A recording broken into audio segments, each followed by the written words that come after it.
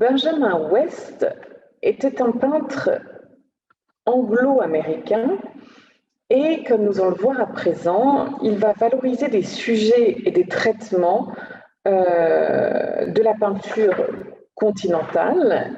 Il fait un séjour en Italie où donc il va découvrir l'antique et également les tableaux de Poussin.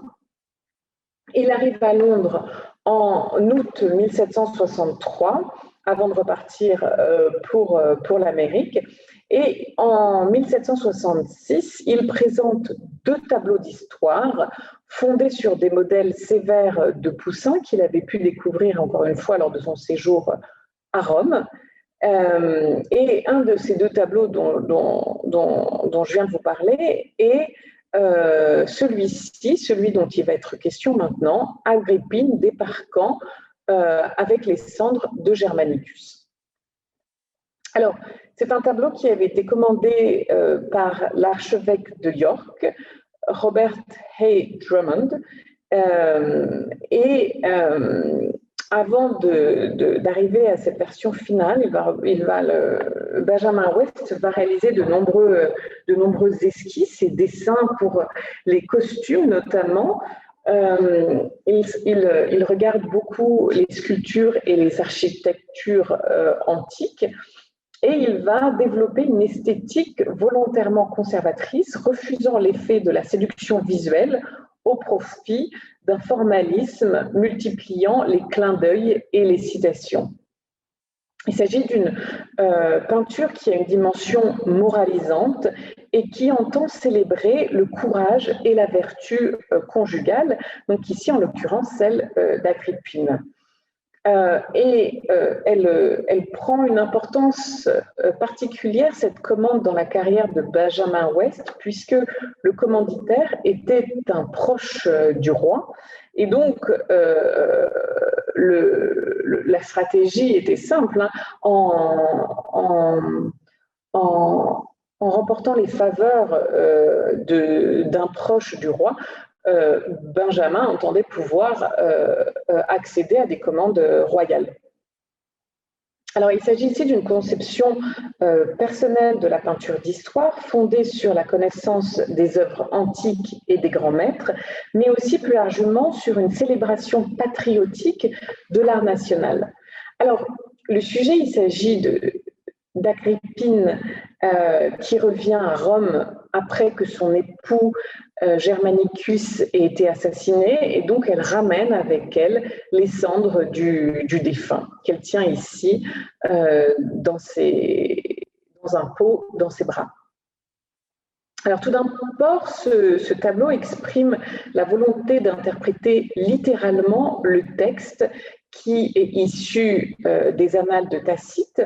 Alors, tout d'abord, dans la contextualisation spatiale la plus vraisemblable de la scène, au loin, on voit à l'horizon les formes pâles de l'île de Corcyre, mais aussi le port et le rivage, dont rendent compte les 2 navires et la foule de mâts qui remplissent la partie droite de la composition.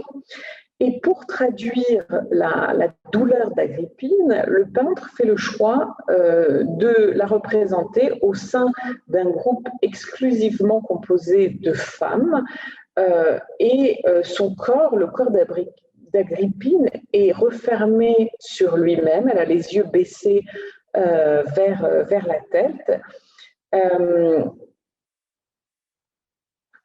À gauche, ici, renvoyant à ce désespoir, à cette tristesse, le peintre a fait le choix de figurer une jeune femme qui, au premier plan, vous le voyez ici, 3/4 dos, qui prend la pose traditionnelle de la mélancolie. À gauche sont plusieurs personnages habillés de toge qui sont également cités par le texte, hein, toujours une grande fidélité au texte. Il s'agit des amis les plus dévoués de la famille. Pour ce personnage, d'ailleurs, est emprunté à l'une des figures de la dispute du Saint-Sacrement de Raphaël, une fresque au Vatican. Vous avez ici donc deux de détails rendant bien compte de ce rapprochement. Le cortège féminin dont je vous ai parlé ici est peint dans des tons gris, comme une grisaille, qui permet d'évoquer la sculpture avec ces femmes donc représentées avec les têtes tout au même niveau, ce qu'on appelle l'isocéphalie des visages. Et cette partie donc, qui occupe le centre de la composition rappelle, je vous le disais, donc, par cette couleur, ce traitement en grisaille, les reliefs évoquent des bas-reliefs antiques et peut-être plus spécifiquement celui de l'Ara-Pacis qui avait été copié par West alors qu'il était en séjour à Rome. Dans sa précision philologique, donc sa proximité au texte, West va jusqu'à traduire visuellement la phrase de Tacite qui précise que, et je vous mets ici la citation, au lieu de l'allégresse ordinaire des rameurs, tout annonçait la tristesse et le deuil. Tout ça montre bien le littéralisme du traitement proposé par West pour représenter cette scène. Alors ce tableau va remporter un grand succès et comme il l'espérait, il va obtenir un soutien direct du roi Georges III, qui lui commande de nombreuses autres peintures semblables qui vont permettre à la monarchie anglaise de s'ancrer dans une tradition et une légitimité. Parlons à présent d'un autre peintre, d'un peintre anglais, Joseph White of Derby, avec ce tableau construit sur un fort clair-obscur figurant une expérience sur un oiseau dans une pompe à air. C'est un tableau qui date de 1768.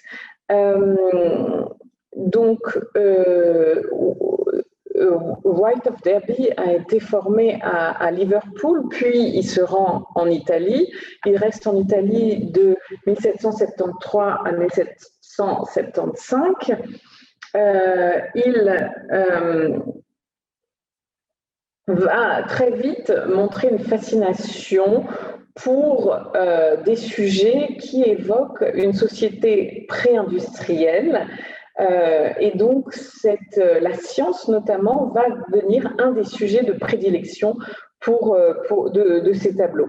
Alors ici, il s'agit d'un cours de sciences qui est traité comme une scène d'histoire avec différents effets expressifs et pathétiques. Comme, si vous voulez, on remarque une grande variété de personnages qui, dans des attitudes et des expressions fort diversifiées, permettent de susciter des émotions différentes auprès du spectateur. Il y a aussi une dimension morale, presque civilisationnelle, qui laisse envisager la science comme un spectacle social et historique.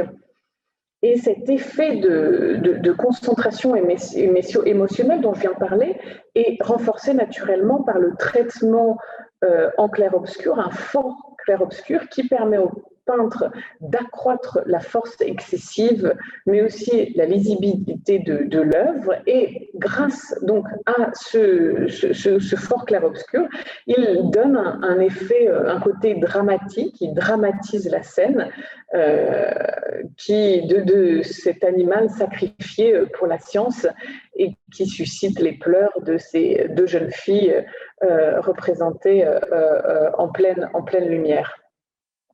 Donc, ce tableau va remporter un grand succès, et notamment auprès de la presse qui est dithyrambique.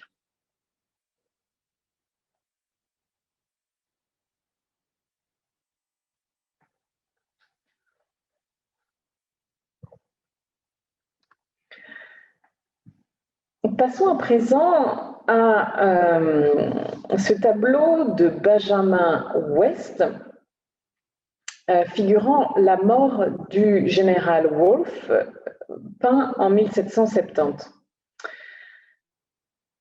Quand, en 1770, Benjamin West achève ce tableau, la mort du général Wolfe, il présente son tableau comme ce qu'on pourrait appeler une peinture d'histoire moderne.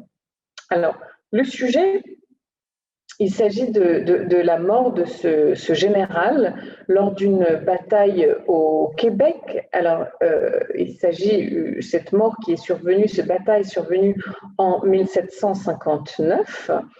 Et le tableau, le peintre choisit de représenter le moment même où les troupes dirigées par le général anglais remportent la victoire sur l'armée française lors de la bataille des plaines d'Abraham. Et après ces funérailles, donc le 20 novembre 1759, le général Wolfe va devenir un véritable culte patriotique et qui prend rapidement la forme de plusieurs œuvres destinées à lui rendre hommage. Alors, on remarque ici que pour cette peinture d'histoire moderne, comme je viens de le dire, le peintre fait le choix de représenter des costumes contemporains, mais aussi utilise des modèles traditionnels. Donc, de cette manière, de mélanger peinture historique et peinture d'histoire. Remarquons, avant d'aller un peu plus loin, la figure de ce guide indien qui est représenté de profil un peu et qui rappelle la figure de la mélancolie. Alors, ce tableau a souvent été, par erreur, présenté comme une première dans une première, un premier exemple de tableau figurant un tableau d'histoire moderne, mais il s'inscrit dans une actualité bien vivante de la peinture d'histoire britannique. Ce n'est pas la première fois que ce sujet de la mort du général Wolfe est traité, puisque dès 1763, deux peintres vont prendre l'initiative de proposer des interprétations de cet événement. Le premier est le peintre George Romney. Alors, le tableau en question a disparu malheureusement, mais on garde quelques études de tête, dont ici celle-ci que je vous présente à l'écran. Et un deuxième peintre, Edward Penny, va peindre ce sujet un an plus tard, donc en 1764, et le succès est immédiat. Et lui aussi, vous le voyez, fait le choix de représenter les personnages dans des costumes contemporains. Donc, West n'est pas le premier à traiter de ce sujet. Alors, en choisissant ce sujet, le peintre se montre soucieux de plaire au roi, dont on sait que le goût était marqué pour les sujets moraux et patriotiques, et un sujet qui est directement, encore une fois, lié à la célébration du grand récit national. Alors, West propose de traiter ce sujet en mêlant allégorie à l'histoire, et son objectif est double. Dans un premier temps, il compte immerger les spectateurs dans la bataille en leur donnant le sentiment de la réalité de l'action et même presque d'être présent, un effet de présence aux côtés des troupes et du général. Mais dans un second temps, donc un effet, on va en reparler, un sentiment de réalité est recherché. Mais dans un deuxième temps, le peintre veut aussi frapper l'imagination du spectateur à travers un ensemble de signes susceptibles de donner de la grandeur et une portée universelle à l'épisode. Alors, pour ce qui est du sentiment de réalité dont je viens de parler, on peut signaler, par exemple, ces fumées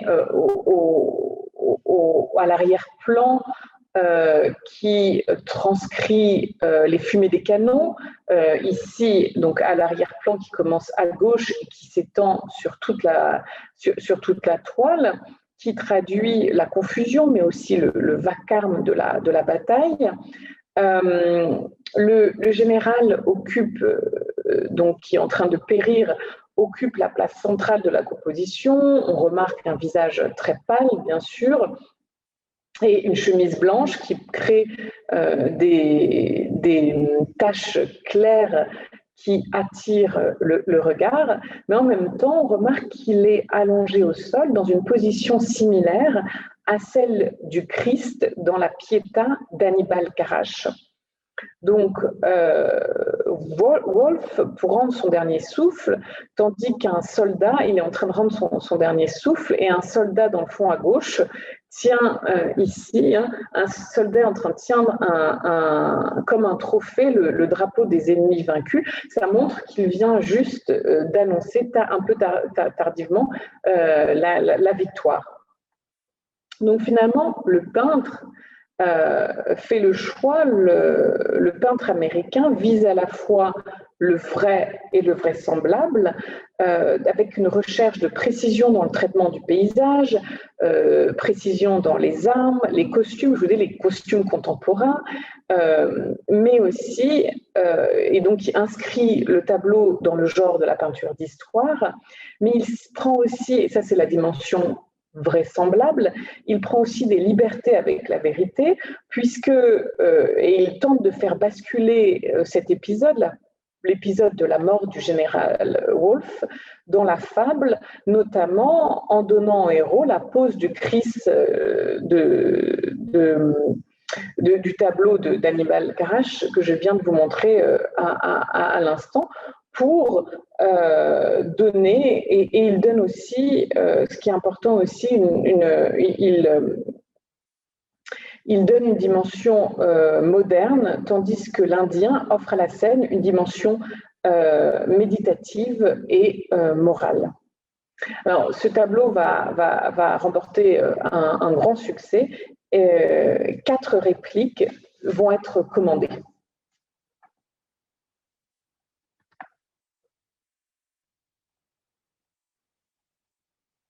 Passons à présent à l'œuvre d'un autre peintre anglais, Joshua Reynolds, qui est qui a été l'élève de Thomas Hudson. De 1740 à 1743, il est à Londres.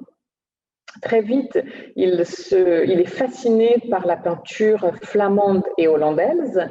Comme bien des artistes dont il a été question aujourd'hui, il fait un séjour en Italie. Il y reste de 1749 à 1752. Et en 1768, donc il est alors de retour à Londres, il est élu président de la Royal Academy. À son retour à Londres, il va développer une nouvelle formule de portrait fondée sur un éloignement progressif du modèle naturel contre ce type de modèle naturel, contre Lyotard, sans tomber non plus dans les artificialités volontaires du portrait du XVIIIe siècle, comme ceux du peintre Peter Lely, comme ici figuré à l'entrée. Et il va beaucoup s'intéresser aux modèles antiques, qu'il va revoir et corriger, et aussi beaucoup travailler sur l'étude, s'intéresser à l'étude sur le vif. Il développe une peinture avec une touche vive, sa peinture est caractérisée par une touche vive qui cherche à créer l'effet le plus puissant et le plus rapide sur le spectateur. Et on va ici analyser, par exemple, ce tableau représentant Sarah Siddons en muse de la tragédie, qui était une actrice britannique, une véritable célébrité à l'époque. Elle a fait ses débuts sur scène en 1774. Donc, elle va rencontrer un premier succès, mais devient rapidement une vedette sociale. Et sa carrière est notamment marquée par le rôle de Lady Macbeth. Mais elle est également célèbre par un jeu son jeu extraordinairement varié. Et elle est tellement célèbre qu'à sa mort en 1831, elle devient un véritable mythe. Alors ici, Reynolds choisit de la représenter sur un trône comme Melpomène, la personnification classique de la tragédie. Melpomène, je vous rappelle, qui était une des 9 muses des arts. Et vous avez ici, juste pour parallèle, déjà en 1652, Eustache le Sueur représentait dans ce tableau Melpomène au centre, assis sur un trône dans ce tableau représentant Melpomène, Erato et Polymnie. Le diadème, la coiffure gonflée, sa robe d'or, riche robe d'or, le gros nœud de perles au niveau de sa poitrine, tous ces éléments soulignent la noblesse avec laquelle l'artiste choisit de représenter l'actrice. Il la présente, si vous voulez, un peu comme une reine. Elle a l'index gauche à moitié levé, comme si elle était sur le point de parler. Derrière elle sont 2 figures allégoriques spectrales, qui est inquiétante.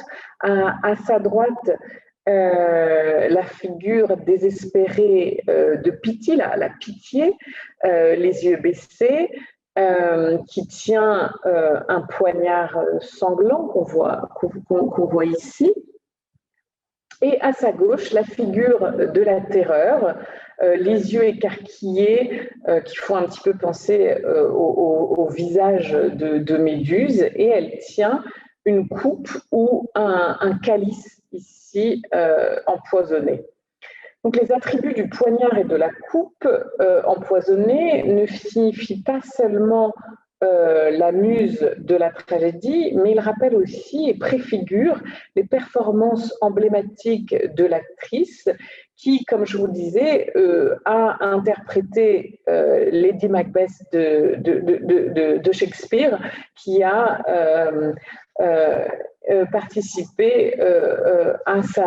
largement participé à sa notoriété. Par ailleurs, le tableau rend en partie un hommage pictural à la grande manière, au grand style, ce que dans ses écrits Joshua Reynolds appelle le grand style, ce terme qui fait référence à une forme idéalisée qui transcende la nature, et un hommage aussi peut-être à la terribilità, ce qu'on appelle de Michel-Ange. La terribilità, je vous rappelle ce qu'on appelle l'intensité terrifiante des œuvres de Michel-Ange, et à travers une adaptation un peu libre dans la position qui est reprise d'une figure de Michel-Ange, du prophète Isaïe, peinte sur le plafond de la chapelle Sixtine. Enfin, on peut également parler de l'influence du peintre Rembrandt dans ce choix pour une palette très resserrée autour de tons de couleur jaune, brun, ces reflets orangés, ces brins dorés. C'est tous ces champs chauds appliqués avec une touche relativement épaisse et apparente. Alors, il va réaliser également des portraits pour l'aristocratie anglaise, et notamment ici Sarah Campbell. Dans ce portrait, une attention toute particulière est portée au rendu de l'étoffe composant la robe du modèle, cette robe en soie. Et donc, on voit que les aristocrates et comédiennes, finalement, sont représentés un peu à la même manière, dans des poses très naturelles, avec un air naturel, décontracté.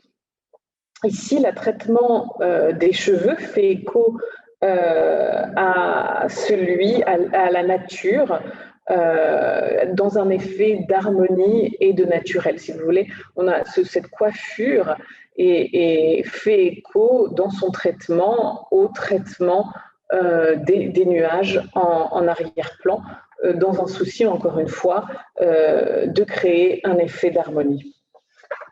Un autre peintre anglais, quasiment de la même génération, Thomas Gainsborough, qui va également remporter un grand succès, notamment ici avec ce portrait d'un garçon, d'un jeune homme.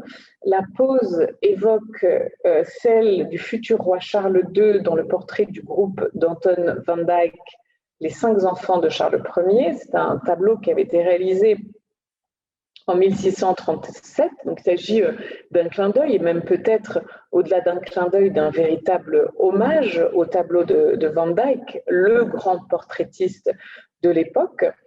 Le fond, alors à la différence du tableau de Van Dyck, ici, il fait choisir de faire figurer le modèle sur un fond avec un ciel qui rempli de nuages noirs, un ciel orageux, avec un souci du rendu de la lumière crépusculaire. Il n'oubliait pas, lui aussi peintre coloriste, le souci pour la représentation du tissu, qui montre ici la richesse du tissu, rendre compte de la richesse du modèle portraituré.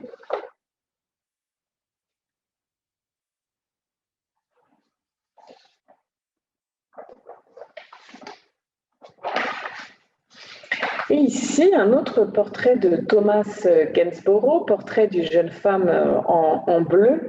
Comme le portrait de Reynolds dont on a parlé tout à l'heure, ce portrait est traité avec beaucoup de naturel dans la pose, particulièrement dans la manière dont le modèle retient son écharpe bleue.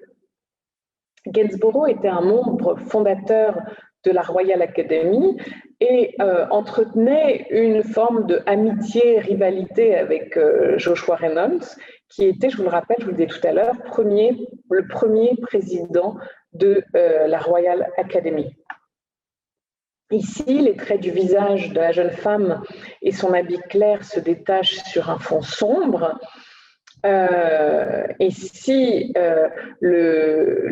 son visage est figuré avec une touche assez léchée, lisse dans le traitement du visage, au contraire, pour le vêtement, la touche est très différente et beaucoup plus libre, légère, et on voit les traces du pinceau apparentes. D'ailleurs, dans un de ses discours pour l'Académie, Reynolds évoque cette manière qu'il appelle la manière hachée. Je cite un passage du discours de Reynolds qui parle de cette manière. Ces traits et ces marques étranges que l'on découvre à l'examen rapproché des tableaux de Gainsborough et qui semblent à des peintres même expérimentés comme l'effet de l'accident plus que du dessin, que ce chaos et cette apparence maladroite et informe reprend forme à distance et que, par une sorte de magie, toutes les parties vont se ranger à leur place. Gainsborough lui-même a sans doute considéré la singularité de sa manière et son pouvoir de susciter la surprise comme une beauté dans ses ouvrages. Puisqu'il désirait vivement, et il ne s'en cachait pas, que durant nos expositions, ces tableaux fussent vus aussi bien de près que de loin. Et un peu plus loin dans le texte, il explique, il dit « Cette manière hachée de Gainsborough, il faut le reconnaître, contribue beaucoup à cette légèreté d'effet qui donne à ces tableaux cette beauté si éminente. » Enfin, pour finir cette séance, j'aimerais parler quelques instants du peintre Henry Fuseli, qui est un peintre britannique mais d'origine suisse. Sa famille habitait à Zurich. D'abord, il reçoit une éducation de pasteur et ensuite, il développe un intérêt personnel pour la littérature antique, particulièrement Homère, mais aussi les belles êtres anglo-saxonnes. Il s'intéresse au poète John Milton, il s'intéresse aussi à Shakespeare. Et son idée, il va développer une peinture où il cherche à fonder une pratique poétique de la peinture, où c'est uniquement à l'imitation et à l'inconscient qu'il faut s'adresser. Il fait aussi un voyage à Londres et il réalise en 1781 ce tableau, ce Nightmare, qui remporte un énorme succès, d'abord fondé sur une œuvre qui sort totalement des cadres de la peinture d'histoire traditionnelle.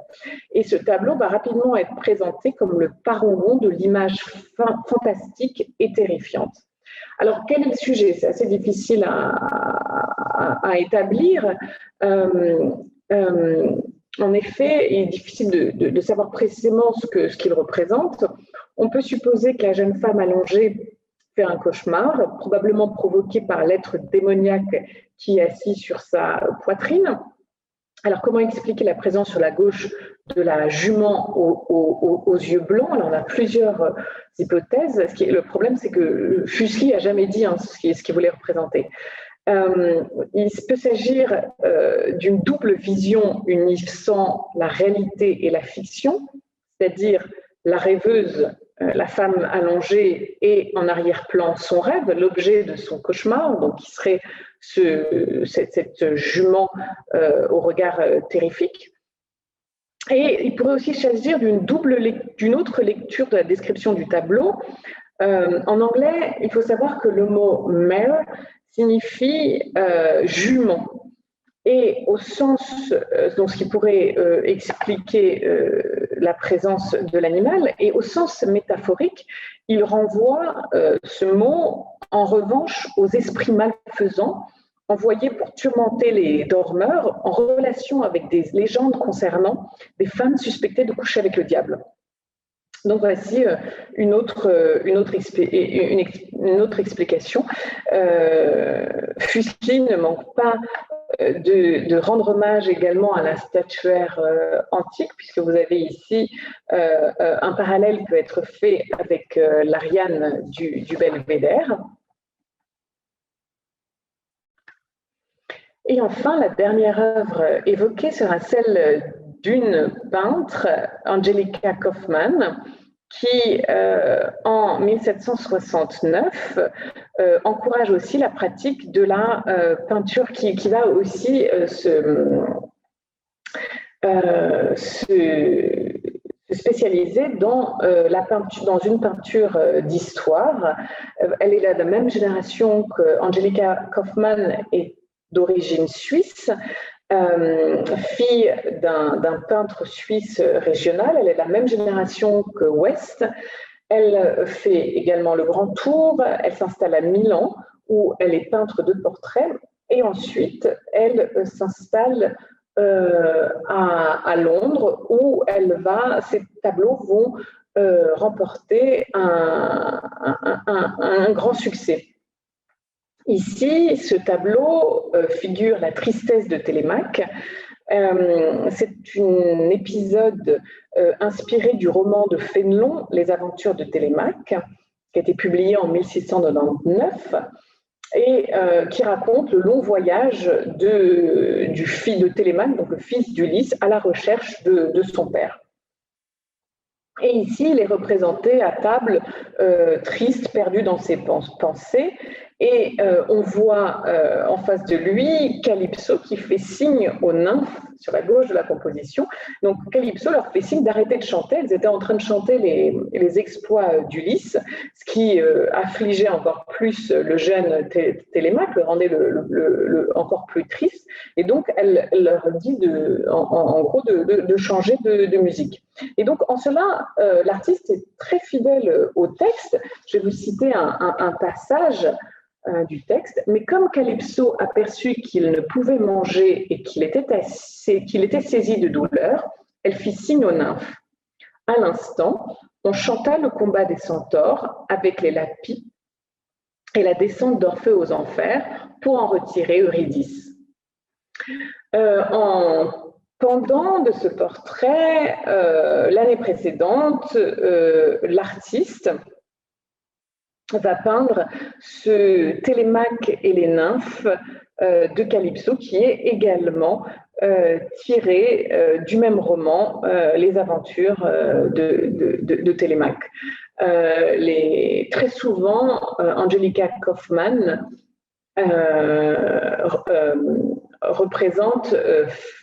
réalise des tableaux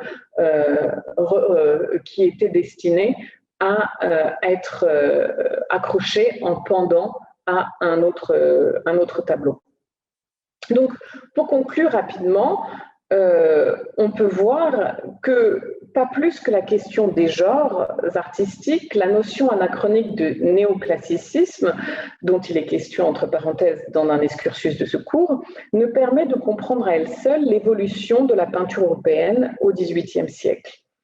Comme nous l'avons vu, nature et antiquité sont tour à tour inspiratrices de l'imaginaire artistique de l'époque des Lumières.